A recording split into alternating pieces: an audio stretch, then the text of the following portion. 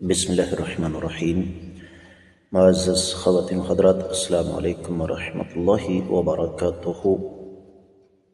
शरीयत इस्लामिया ने किसी भी ऐसे मर्द या ऐसी औरत के लिए क्या सज़ा तजवीज़ की है जो रब कायनात की हुदूद को पामाल करते हुए बदकारी का रास्ता इख्तियार करें।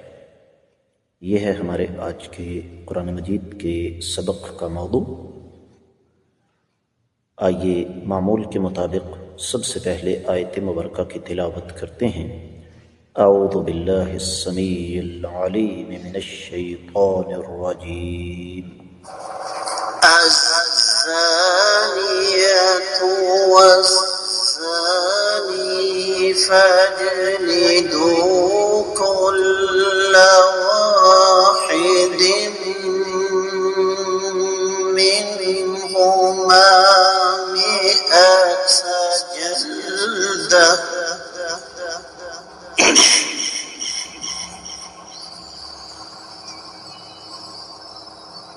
वला तअख़ुज़कुम बिहिमा रअफ़तुन फ़ी दीनिल्लाहि इन कुन्तुम तु'मिनूना बिल्लाहि वल यौमिल आखिर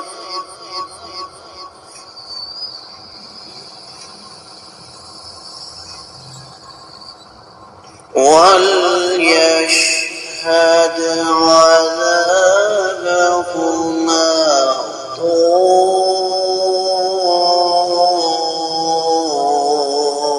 ताइफ़तुम मिनल मुअमिनीन।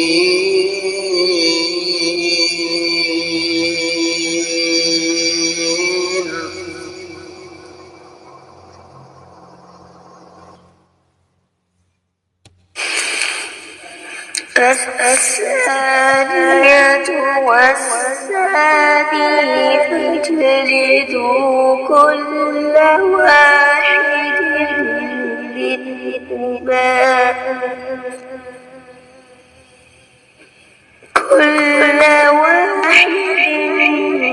منهما مئة جلدة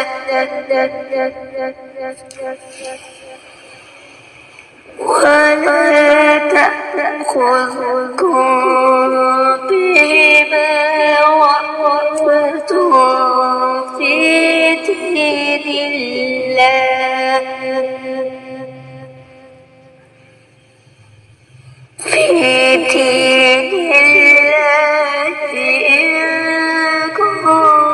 كنتم تؤمنون بالله واليوم الآخر وليشهد عذابهما طائفة من المؤمنين। मुअज़्ज़ज़ ख़वातीन व हज़रात, अल्लाह रब्बुल इज़्ज़त की पाकीज़ा किताब कुरान मजीद पारा है 18वां। सूरह मुबारका का नाम अन-नूर और आयत मुबारका है दूसरी। रब कायनात इरशाद फरमाते हैं, अज़्ज़ानियतु वज़्ज़ानी, ज़िना करने वाली औरत या मर्द, इन दोनों में से हर एक को 100 कोड़े लगाओ और इन पर अल्लाह ताला की हद जारी करते हुए तुम्हें हरगिज़ तरस नहीं खाना चाहिए। अगर तुम अल्लाह पर और आखिरत के दिन पर ईमान रखते हो। इनकी सज़ा के वक्त मुसलमानों की एक जमाअत मौजूद होनी चाहिए। अगर आपको याद हो तो साबका सबक में हमने ये आयत मुबारका शुरू की थी, लेकिन वक़्त की क़िल्लत के बायस तफसीर इब्न कसीर तक भी हम मुकम्मल न कर सके। बात को आगे बढ़ाते हैं। इमाम इब्न कसीर रहमतुल्लाहि अलैह صحیح مسلم کی ایک حدیث لے کر آئے ہیں جو کہ مسند احمد اور سنن اربع وغیرہ میں بھی موجود ہے۔ فرمایا آقا علیہ الصلوۃ والسلام نے کہ میری بات سن لو، میری بات سن لو، اللہ تعالیٰ نے ان کے لیے راستہ نکال دیا ہے۔ کوارا مرد کواری عورت کے ساتھ اگر زنا کر لے تو ان کی سزا 100 کوڑے اور سال بھر کی جلا وطنی، اور اگر شادی شدہ ہوں تو ان کی سزا رجم ہے۔ اب اگلی بات ابن کثیر رحمۃ اللہ علیہ قرآن کی روشنی میں فرماتے ہیں کہ اللہ کے حکم کے متحد اس حد کے جاری کرنے میں تمہیں ان پر ترس اور رحم نہیں کھانا چاہیے۔ تو فرماتے ہیں کہ دل کا رحم اور چیز ہے، وہ تو ضرور ہوگا، لیکن حد جاری کرنے کے بارے میں امام کا سزا میں کمی کرنا اور سستی کرنا بہت بری چیز ہے۔ یعنی جب حاکم وقت امام یا قاضی کے پاس ایسا کوئی واقعہ آ جائے تو اسے چاہیے کہ حد جاری کرے اور اسے ہرگز ترک نہ کرے۔ پھر امام ابن کثیر رحمۃ اللہ علیہ حدیث مبارکہ لے کر آئے ہیں سنن ابی داؤد کی 4376 اور شیخ البانی رحمۃ اللہ علیہ جو کہ محدث العصر ہیں، انہوں نے اس حدیث کو صحیح قرار دیا۔ آقا علیہ الصلوۃ والسلام نے فرمایا آپس میں حدود سے درگزر کرو، جو بات مجھ تک پہنچی اور وہ بات حد والی ہے تو وہ حد واجب ضرور ہو گئی۔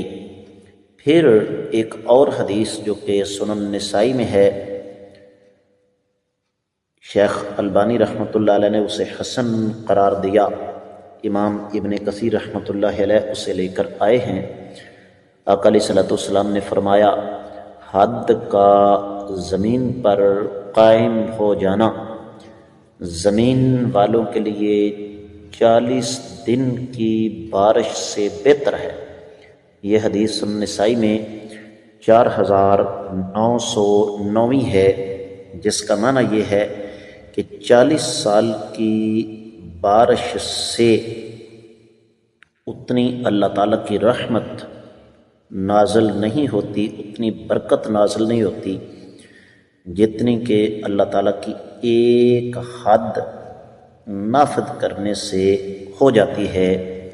جملہ متردہ کے طور پر میں یہاں سعودی عرب کی مثال ضرور دینا چاہوں گا کہ جہاں پر پاکستان کی نسبت وسائل نہ ہونے کے برابر ہیں، لیکن اس کے باوجود وہاں خیر و برکت ہے، اس لیے کہ وہاں اگرچہ مکمل طور پر نہیں لیکن کافی حد تک حدود کا نفاذ ضرور ہے۔ اہل علم یہ فرماتے ہیں امام ابن کثیر رحمۃ اللہ علیہ کے بقول کہ اس آیت مبارکہ میں موجود ان الفاظ سے مراد یہ ہے کہ ترس کھا کر کوڑے مارتے ہوئے نرمی نہ کرو، بلکہ درمیانہ راستہ اختیار کرو۔ کوڑے مارتے ہوئے ہڈی بھی نہیں توڑنی، لیکن ساتھ ساتھ ترس بھی نہیں کھانا۔ اور پھر فرماتے ہیں کہ تہمت لگانے والے کی حد کو جاری کرتے وقت اس کے جسم پر کپڑے ہونے چاہیے، لیکن زانی پر حد جاری کرتے ہوئے اس کے کپڑے جسم سے اتارنے چاہیے۔ یہ قول حماد بن ابو سلیمان کا ہے۔ اور پھر فرماتے ہیں کہ سعید بن عروبہ نے پوچھا یہ حکم میں ہے؟ کہا یہ حکم میں ہے، اور کوڑوں میں یعنی حد کے قائم کرنے میں اس کا بڑا کردار ہے۔ کپڑے اتار کر ماریں گے تو سخت چوٹ پڑے گی۔ پھر امام ابن کثیر رحمۃ اللہ علیہ فرماتے ہیں کہ سیدنا عبداللہ بن عمر رضی اللہ تعالیٰ عنہ کی لونڈی کا ایک معاملہ سامنے آیا زنا کا، تو آپ نے اس کے پیروں اور کمر پر کوڑے مارے۔ تو سیدنا نافع نے اسی آیت مبارکہ کے یہ الفاظ تلاوت کیے کہ اللہ کی حد جاری کرنے میں تمہیں ترس نہیں آنا چاہیے۔ تو فرمایا سیدنا عبداللہ بن عمر رضی اللہ تعالیٰ عنہ نے کہ کیا تمہارے نزدیک میں نے اس پر کوئی ترس کھایا ہے؟ سنو، اللہ نے اسے مارنے کا حکم نہیں دیا کہ جان سے مار ڈالو، اور نہ ہی یہ فرمایا ہے کہ اس کے سر پر کوڑے مارو، میں نے اسے طاقت سے کوڑے لگائے ہیں اور پوری سزا دی ہے۔ اور پھر فرمایا کہ اس کا تعلق تمہارے ایمان کے ساتھ بھی ہے۔ کیا مطلب؟ کہ اگر تمہارا اللہ پر اور قیامت کے دن پر ایمان ہے تو اللہ تعالیٰ کے حکم کی بجا آوری کرتے ہوئے اور زانیوں پر حد قائم کرتے ہوئے تمہیں پہلو تہی سے کام نہیں لینا چاہیے، اور ان کو سزا اس انداز سے دینی چاہیے کہ بعد میں وہ اپنے گناہ سے باز آ جائیں اور یہ سزا دوسروں کے لیے عبرت بن جائے۔ رجم میں بھی یہی چیز چلتی ہے۔ پھر امام ابن کثیر رحمۃ اللہ علیہ ایک اور حدیث لے کر آئے، جسے شیخ البانی رحمۃ اللہ علیہ نے سلسلہ حدیث صحیحہ میں 26ویں حدیث کے تحت صحیح قرار دیا۔ ایک شخص آقا علیہ السلام کی خدمت میں حاضر ہوا اور اس نے عرض کیا، اللہ کے رسول صلی اللہ علیہ وآلہ وسلم، میں بکری کو ذبح کرتا ہوں لیکن میرا دل دکھتا ہے۔ آپ نے فرمایا، اس رحم پر بھی تجھے اجر ملے گا۔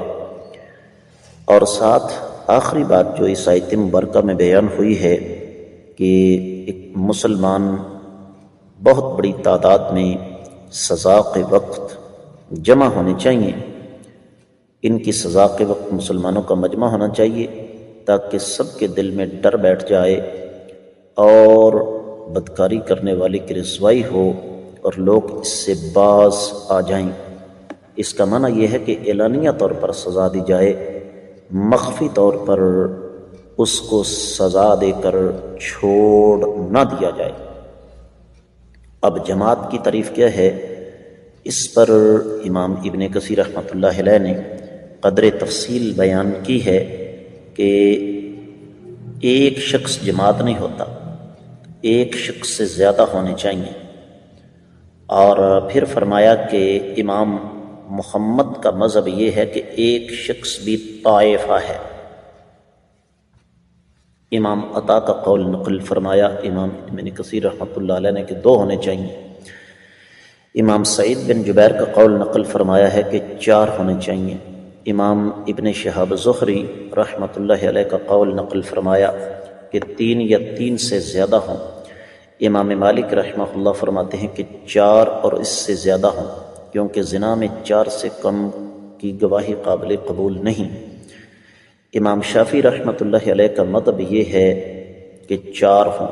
ربیہ رحمہ اللہ فرماتے ہیں کہ 5 ہوں۔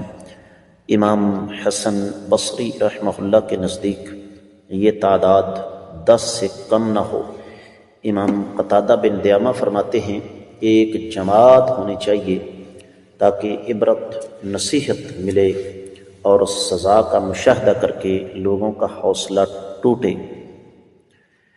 اور امام ابن کثیر رحمۃ اللہ علیہ فرماتے ہیں کہ نصرت بن علقمہ فرماتے ہیں کہ جماعت کی موجودگی کی وجہ یہ ہے کہ لوگ جن پر حد جاری کی گئی ہے ان کے لیے دعائے مغفرت کریں۔ معزز خواتین و حضرات، تفسیر ابن کثیر میں اس آیت مبارکہ کے حوالے سے جو کچھ بیان ہوا وہ اتنا ہی۔ اللہ تعالیٰ نے توفیق دی تو آنے والے سبق میں ہم انشاءاللہ دیگر کتب تفسیر کی روشنی میں اس کا جائزہ لیں گے۔ اجازت دیجیے، السلام علیکم ورحمۃ اللہ وبرکاتہ۔